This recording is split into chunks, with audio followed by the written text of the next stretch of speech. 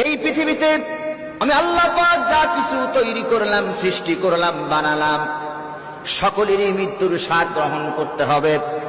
আল্লাহ পাক বলেন, কুল্লু নাফসিন যায়িকাতুল মাউত ওয়া ইন্নামা তুওয়াফাউনা উজুরাকুম ইয়াওমাল কিয়ামাহ। আল্লাহ পাক বলেন, এই পৃথিবীতে যা কিছু সৃষ্টি আমি আল্লাহ করেছি, সকলের মৃত্যুর স্বাদ গ্রহণ করতে হবে এবং আল্লাহ রাব্বুল আলামিনের দরবারে সবাই উপস্থিত হতে হবে। আর ওই উপস্থিতির দিন আমি আল্লাহ রাব্বুল আলামিন তাদেরকে আজরান প্রতিদান দান করব। সুবহানাল্লাহ।